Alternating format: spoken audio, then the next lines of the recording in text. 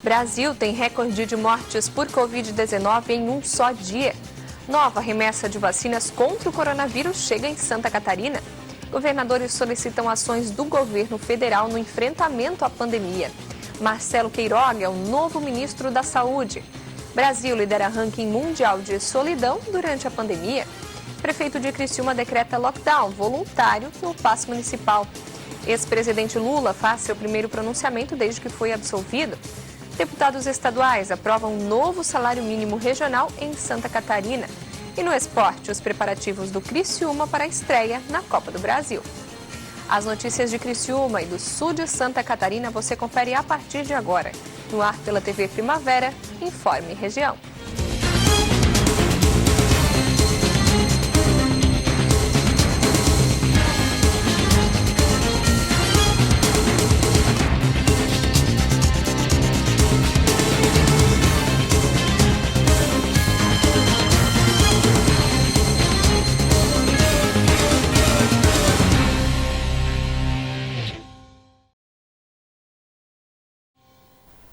Hoje é quarta-feira, 17 de março de 2021. Para você que acompanha a TV Primavera, uma boa tarde. O Brasil registrou o recorde de mortes pela Covid-19 nessa terça-feira. Confira. Entre essa segunda e terça-feira foram 2.798 mortes pela Covid-19 no país. Até ontem, o dia com maior número de mortes notificadas em um intervalo de 24 horas havia sido no dia 10 de março, com 2.349 óbitos. Hoje, o país completou 15 dias seguidos com mais de 1.000 óbitos pela doença entre um dia e outro. A média móvel de mortes, que mede o índice diário no intervalo de 7 dias, se mantém acima de 1.000 óbitos há 55 dias. É o período mais longo desde março de 2020. O país enfrenta em diversas regiões um colapso sanitário. São Paulo, Rio Grande do Sul e Paraná, juntos, apresentaram recorde de óbitos e respondem por 53% das mortes notificadas nas últimas 24 horas. Foram 679, 501 e 307 óbitos, respectivamente. O país soma 11.609.491 casos confirmados da doença, entre quem já teve e quem tem Covid-19. Até agora, 282.400 pessoas já faleceram no Brasil, vítimas da doença. Chegaram hoje em Santa Catarina mais doses da vacina contra o coronavírus. Foi a maior remessa enviada ao estado até agora. 147.400 novas doses da vacina Coronavac, produzida pelo Instituto Butantan, chegaram ao estado nesta quarta-feira. É o maior lote já recebido pelo estado desde o início da campanha de vacinação. As doses chegaram pela manhã ao aeroporto em Florianópolis. De lá, as vacinas vão para a Central Estadual de Rede de Frio da Diretoria de Vigilância Epidemiológica em São José, que fará a distribuição para as 17 unidades descentralizadas das regionais de saúde. A distribuição começou também nesta quarta-feira, com o envio de metade das doses recebidas, um total de 73.700 para as regionais, que vão fazer a distribuição para os 295 municípios catarinenses. As vacinas, encaminhadas conforme recomendação do Ministério da Saúde, serão para aplicação da primeira dose nos grupos prioritários. A outra metade ficará armazenada na Central Estadual para garantir a aplicação da segunda dose. Essa remessa deve ser destinada à vacinação dos trabalhadores da saúde e, em alguns municípios, já começa a imunização dos idosos entre 75 e 79 anos. Até agora, Santa Catarina recebeu um total de 730.840 doses das vacinas Oxford AstraZeneca e Coronavac Butantan em 8 remessas. O Fórum Nacional de Governadores divulgou nos últimos dias uma carta em que 22 gestores estaduais defendem a vacinação e fazem um pacto pela vida. De Brasília, Jaqueline Fonseca tem os detalhes. No documento divulgado nesta quarta-feira, os governadores de 22 unidades da federação assinam um pacto nacional pela vida e saúde e fazem 3 pedidos: expansão da vacinação e busca por mais fornecedores e solidariedade internacional, apoio às medidas preventivas e educativas, como o uso de máscara e desestímulo a aglomerações, e apoio para a manutenção e ampliação de leitos, além da integração dos sistemas hospitalares. A carta também informa que, em reunião realizada no mês passado, os governadores debateram com os presidentes do Senado, Rodrigo Pacheco, e da Câmara, deputado Arthur Lira, uma proposta ampla de pactuação entre os 3 poderes e as 3 esferas da federação, com o objetivo de reforçar a luta contra a pandemia. Não assinam a carta os governadores de Rondônia, Amazonas, Santa Catarina, Rio de Janeiro e Paraná. O Wellington Dias, governador do Piauí, coordenador da temática de vacinas no Fórum Nacional de Governadores, explica o pacto. O Fórum dos Governadores do Brasil aprovam, inclusive, com uma nota pública, com os principais eixos, o apoio ao Pacto Nacional pela Vida, onde o objetivo é uma integração de forças, os 3 poderes, o Poder Executivo, o Legislativo e o Judiciário, a integração dos 3 níveis de governo, municípios, estados e governo federal. E também com o apoio do setor público, os empreendedores, os trabalhadores, os cientistas, todos, para que a gente possa juntos caminhar na direção de vencer o coronavírus. E aqui o caminho preventivo, mais vacina para mais vacinação, apoio para toda essa rede hospitalar, para a gente poder salvar vidas. O Brasil tem um novo ministro da Saúde, Marcelo Queiroga, que é presidente da Sociedade Brasileira de Cardiologia, aceitou na última segunda-feira o convite do presidente Jair Bolsonaro para assumir o cargo. A confirmação foi feita a apoiadores que ficam na porta do Palácio da Alvorada. Foi decidido agora à tarde a indicação do médico, Dr. Marcelo Queiroga, para o Ministério da Saúde. Ele é presidente da Sociedade Brasileira de Cardiologia.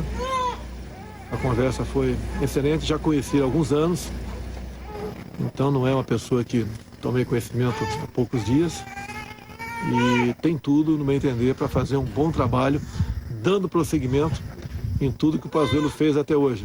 Jair Bolsonaro destacou que o Brasil não está economizando na compra de vacinas contra a Covid. Vale lembrar que desde o ano passado nós já contratamos alguns laboratórios, inclusive um com transferência de tecnologia. Essas vacinas desse mês agora são todas elas produzidas no Brasil. O Brasil é um dos poucos países que tem o know-how para produzir vacinas. E, paralelamente a tudo isso, o senhor Marcelo Queiroga, médico agora, também gestor, mas muito mais entendido na questão de saúde, vai fazer outros programas que interessem cada vez mais para nós diminuirmos o número de pessoas que vêm entrar em óbito por ocasião dessa doença que se abateu o mundo todo. Vale lembrar que o Brasil é o 5º país em valores absolutos que mais vacina no mundo. Então o trabalho do Pazuello está muito bem feito, a parte de gestão foi muito bem feita por ele e agora vamos partir para uma parte mais agressiva no tocante ao combate ao vírus. A seguir, prefeito de Criciúma decreta lockdown voluntário e permite licença não remunerada dos servidores.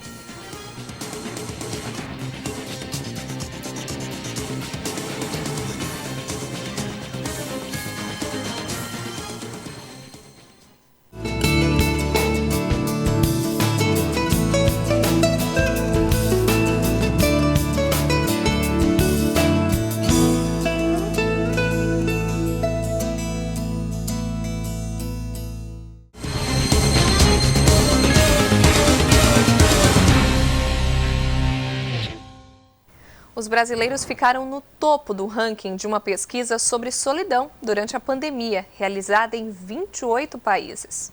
Os brasileiros são conhecidos como um povo caloroso, receptivo e alegre. Mas a pandemia trouxe uma companhia à rotina de muita gente: a solidão. Essa foi a conclusão de um levantamento divulgado agora, mas que foi realizado entre 23 de dezembro do ano passado e janeiro deste ano. Segundo a pesquisa, os brasileiros são o povo que mais se sente solitário.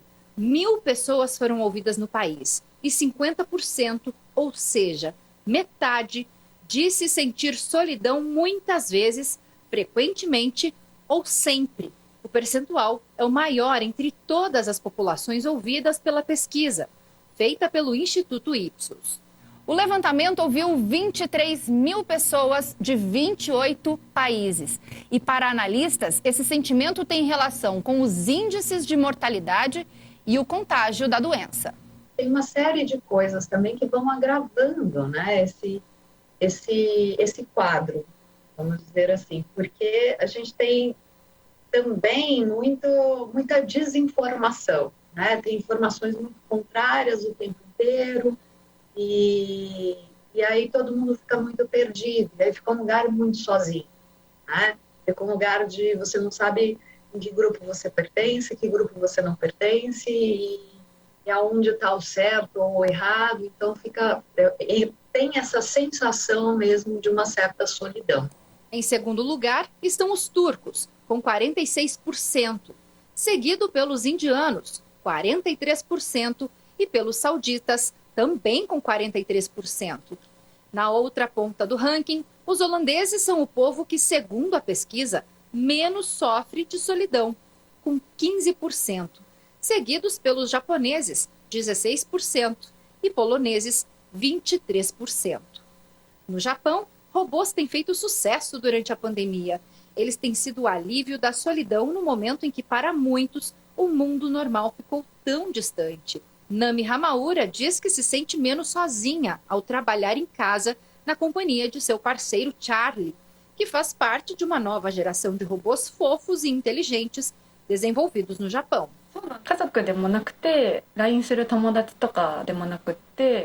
Ele está aqui como alguém para conversar, como um familiar, um amigo das redes sociais ou mesmo um chefe que eu tenho de entregar um relatório. Bom, como aqui no Brasil não temos esses recursos tecnológicos à disposição, essa psicóloga nos dá algumas dicas para não nos sentirmos tão sozinhos. Inclusive, gente, escrever diário. É uma coisa antiga, né? Ninguém mais escreve com a mão, pode ser no computador também, mas é bom que escreva, né? O ato da escrita nos ajuda um tanto a organizar as nossas emoções. Outra coisa também que nos ajuda muito, olhar para fora da janela, eu falo que ver a vida passando mesmo, né?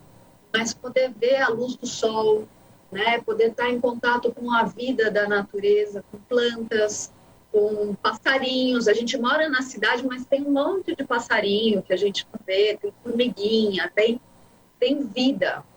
Né? Então, se a gente pode também olhar e falar, nossa, olha, existe vida, isso também nos tira um pouco, é aquela coisa, tira do nosso próprio umbigo.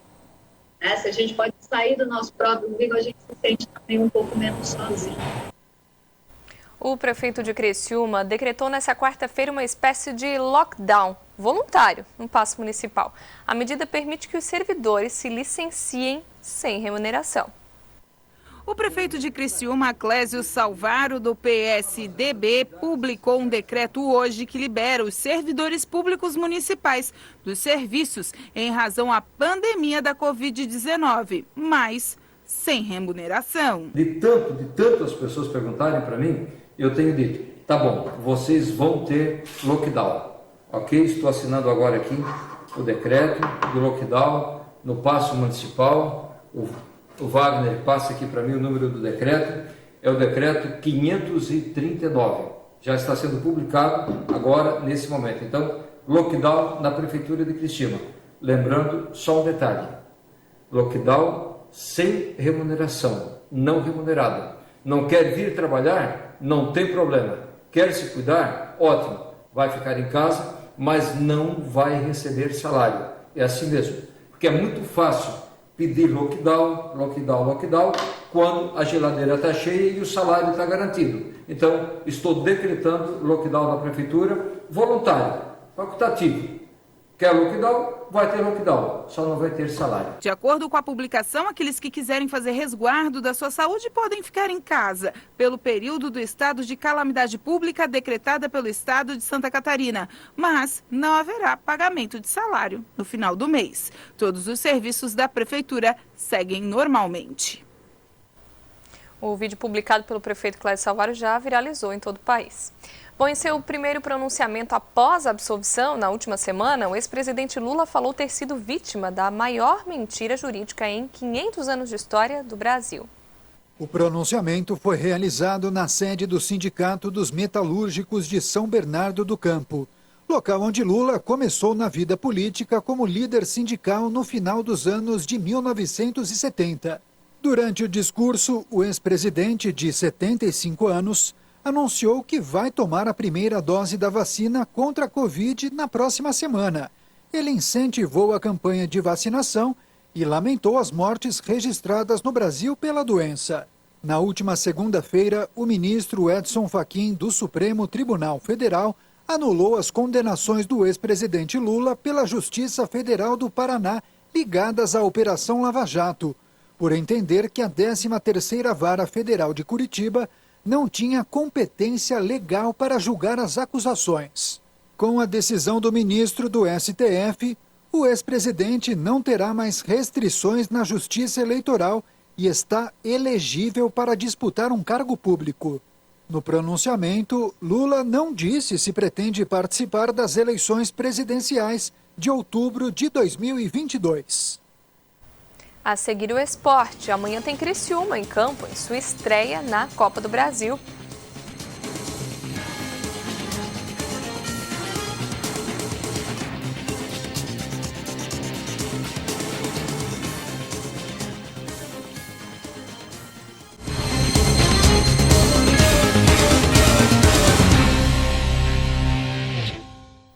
Em Santa Catarina, os deputados aprovaram em plenário nesta terça-feira o projeto de lei complementar que reajusta o salário mínimo regional do estado.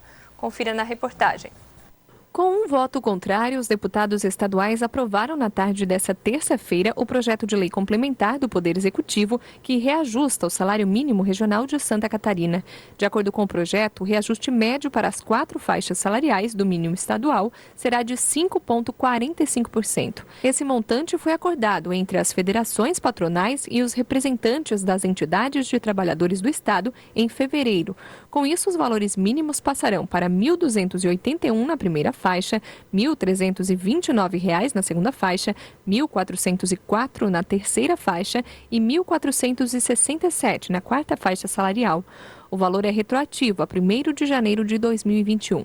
A proposta segue agora para a sanção do governador Carlos Moisés. O governador deve sancionar ainda esta semana para que o trabalhador de Santa Catarina possa ter direito aos reajustes feitos nesse piso.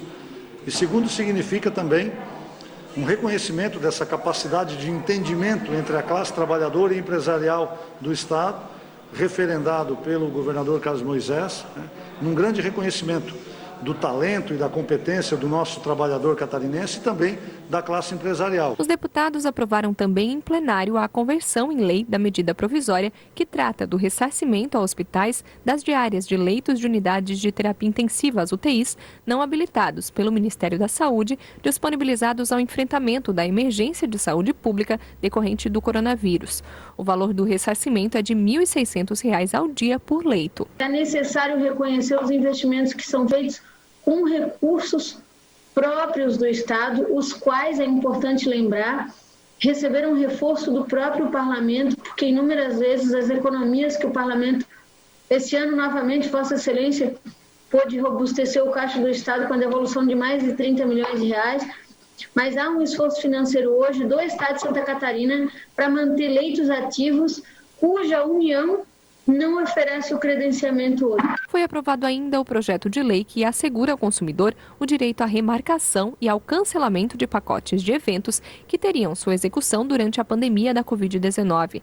A proposta proíbe, por exemplo, a cobrança de multa por cancelamento ou remarcação. Essa possibilidade de remarcar sem pagamento de multa, de juros, essa situação toda, é uma forma de amenizar os problemas gerados pela pandemia, pelas restrições que foram muitas vezes impostas pelos governos, tanto do Estado quanto dos municípios, e facilita a vida de quem fez os contratos, tanto de um lado quanto do outro. O plenário aprovou também o projeto de lei do deputado licenciado Altair Silva, do PP, que possibilita o parcelamento em até 10 vezes do IPVA.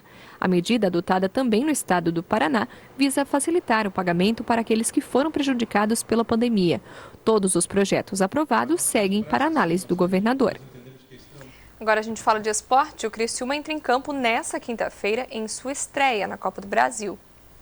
O Criciúma vai enfrentar o Marília pela primeira fase da Copa do Brasil nesta quinta-feira em Cariacica, no estádio Kleber José de Andrade, às 3h30 da tarde. Depois de todo o transtorno por conta da alteração do local da partida, marcada antes para Varginha, Minas Gerais, o diretor do Tigre, Valdecir Rampinelli, falou sobre as transferências do local da partida e analisou as dificuldades para ambos os adversários. As dificuldades que o Criciúma tem, o nosso adversário também as terá. Então, me parece que estamos em igualdade de condições. Segundo o diretor, os atletas e a comissão técnica entenderam as condições adversas e agora é se preparar para a partida. Eles entenderam porque nós explicamos, faz parte, é uma competição que não nos cabe a nós determinar normas, mas sim cumpri-las, e todos estão conscientes e ávidos que essa partida aconteça o mais rápido possível, porque, afinal de contas, todos nós,